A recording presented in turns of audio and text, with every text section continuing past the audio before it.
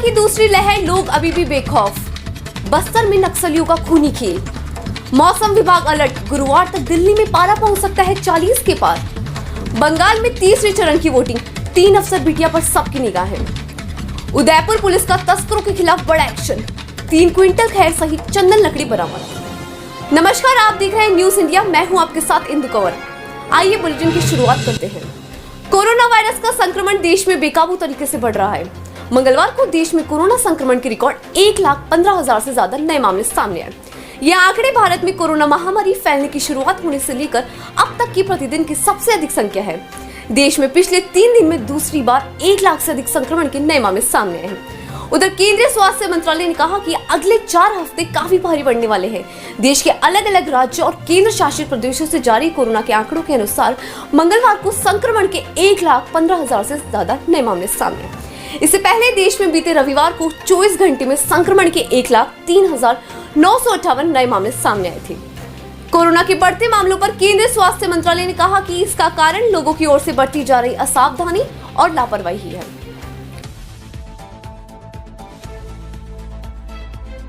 देश में corona virus संक्रमण के मामलों ने गुरुवार को एक बार फिर से पुराने सभी रिकॉर्ड ध्वस्त कर दिए। बीते 24 घंटों के दौरान संक्रमण के 1,26,000 केस दर्ज किए गए हैं, जो अब तक का सबसे बड़ा आंकड़ा है। कोरोना की इस बेकाबू रफ्तार पर नियंत्रण के लिए टीकाकरण, नाइट कर्फ्यू जैसे कई कदम उठाए जा रहे हैं। प्रधानमंत्री नरेंद्र मोदी ने गुरुवार को कोविड-19 वैक्सीन की दूसरी डोज लगवाई और इस वायरस को हराने के लिए टीकाकरण को जरूरी बताया। कोरोना वायरस संक्रमण को देखते हुए दिल्ली से सटे यूपी के नोएडा और गाजियाबाद में नाइट कर्फ्यू लगा दिया गया है, जबकि स्कूल कॉलेज 17 अप्रैल तक बंद कर दिए गए हैं। नाइट कर्फ्यू यहाँ रात 10 बजे से सुबह 5 बजे तक रहेगा। हालांकि इस दौरान प्रैक्टिकल और परीक्षाएं अपने नियत समय पर होंगी। छत्तीसगढ़ के जंगल शनिवार को फिर गोलियों की तड़तड़ाहट से गूंज उठे। घात लगाकर किए गए हमले में 22 सुरक्षा कर्मी शहीद हो गए। जो जानकारी सामने आई है उसके मुताबिक नक्सलियों ने पूरी योजना के साथ सुरक्षा बलों पर हमला किया। सीआरपीएफ, कोबरा, एसटीएफ और डीआरजी की 2000 से ज्यादा जवान एक नक्सली कमांडर की इलाके में मौजूदगी पर ऑपरेशन करने गए थे। गृह मंत्री अमित शाह ने मुठभेड़ के बाद मौजूदा हालात की दिल्ली में वरिष्ठ अधिकारियों के साथ समीक्षा की है। इस बैठक में केंद्रीय गृह सचिव अजय भल्ला, इंटेलिजेंस ब्यूरो के निदेशक अरविंद कुमार और गृह मंत्रालय के अन्य वरिष्ठ अधिकारियों ने हिस्सा लिया। दिल्ली पहुंचने से पहले गुवाहाटी में संवाददाताओं से बात करते हुए गृह मंत्री अमित शाह ने कहा था, मैं जवानों के परिवार को भरोसा दिलाना चाहता हूं और उनका बलिदान व्यर्थ नहीं जाएगा। बस्तर के पुलिस महानिरीक्षक पी सुंदरराज ने कहा है कि ताजा जानकारी के मुताबिक 22 जवानों के 100 बरामद हो चुके हैं। 31 जवान घायल हैं, जिन्हें अस्पताल में भर्ती कराया गया है। उनकी हालात स्थिर बनी हुई है। एक कोबरा जवान लापता है, जिसकी तलाश की जा रही है। दिल्ली में सोमवार को कई जगह पर पारा 40 डिग्री सेल्सियस की पार चला गया। हालांकि सफदरजंग में अधिकतम तापमान 38.8 डिग्री दर्ज हुआ, जो सामान्य से 4 डिग्री ज्यादा है। राहत की बात यह है कि मौसम विभाग ने गुरुवार के बाद से मौसम में थोड़ा सुधार होने का अनुमान जताया है। रविवार को न्यूनतम तापमान 18 डिग्री दर्ज किया गया है, जो सामान्य है, मगर दिन के समय नरेला स्पोर्ट्स कॉम्प्लेक्स, पीतमपुर सहित कई जगहों पर पारा 40 डिग्री के पार चला गया। मौसम विभाग का कहना है कि पारे में मंगलवार तक बढ़त होगी, फिर बुधवार से ये नीचे गिरेगा। जी इंदु, इस समय हम मौजूद है दिल्ली में और जैसा कि हम आपको बता दें कि यहाँ पर तापमान बहुत ही हाई है और गर्मी के कारण सभी का बुरा हाल है। यहाँ पे जितने भी मजदूर हैं, जो दिहाड़ी पे काम करने वाले लोग हैं, उनको काफ़ी मुश्किलों का सामना करना पड़ रहा है। एसी में बैठने वाले लोग तो इस गर्मी को महसूस नहीं कर पा रहे हैं कि यहाँ का माहौल कैसा है, लेकिन जो बाहर सड़क पे घूम रहे हैं, अगर उनसे पूछा जाए कि क्या स्थिति है यहाँ की, तो वो बताएंगे कि गर्मी के कारण उनका कितना बुरा हाल है। एक तरह से तो देखा जाए तो एक दिल्ली इंडस्ट्रियल एरिया है और यहाँ पे वाहनों की संख्या भी काफ़ी अधिक है और पेड़ों के कटने की संख्या भी काफ़ी ज़्यादा है। यहाँ पे हमेशा पेड़ कट के नए कारखाने बनते हैं, तो जिसकी वजह से प्रदूषण एक तरह से काफ़ी बढ़ता जा रहा है।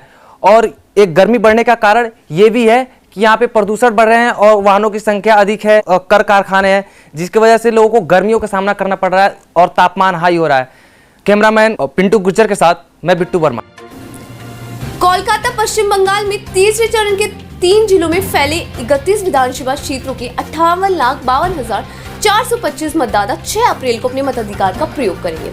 उस वक्त सबकी नजरें 3 महिलाओं पर होंगी, अंतराचार्य, मुक्ताचार्य और दीपा प्रिया।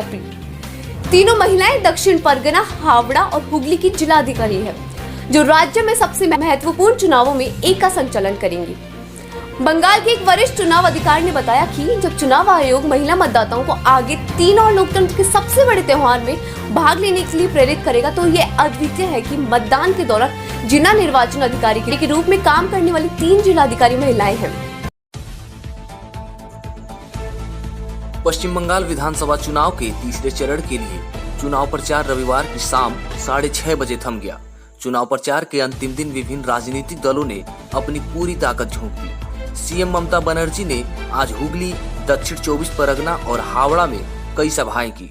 वहीं यूपी के सीएम योगी आदित्यनाथ ने भी कई सभाएं की। बता दें कि पश्चिम बंगाल में 8 चरणों में मतदान होना है। 27 मार्च और 1 अप्रैल को 2 चरणों में 60 सीटों पर मतदान हो चुका है। इनमें नंदीग्राम भी शामिल है, जहां से सीएम ममता बनर्जी प्रतिद्वंदिता कर रही थी, जबकि उनके खिलाफ बीजेपी ने शुभेंदु अधिकारी को उम्मीदवार बनाया था।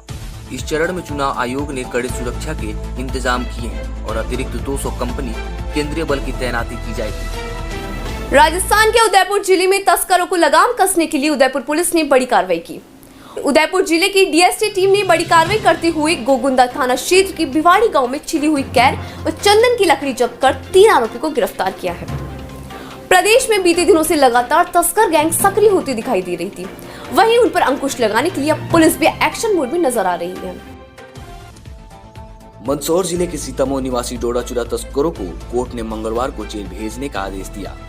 गोगुंदा पुलिस ने तस्करों को गिरफ्तार किया था। पुलिस ने जसवंतगढ़ के पास मोकेला तिराहे पर नाकाबंदी करके कार में 6 बैग्स में 68 किलो डोडा चूरा ले जाते विजय सिंह राजपूत और लोकेंद्र सिंह राजपूत को गिरफ्तार किया था। मामले की जांच सारा थानाधिकारी कंवर लाल को सौंपी गई। फिलहाल बुलेटिन में इतना ही। देश और दुनिया की तमाम खबरों से जुड़े रहने के लिए देखते रहे न्यूज़ इंडिया।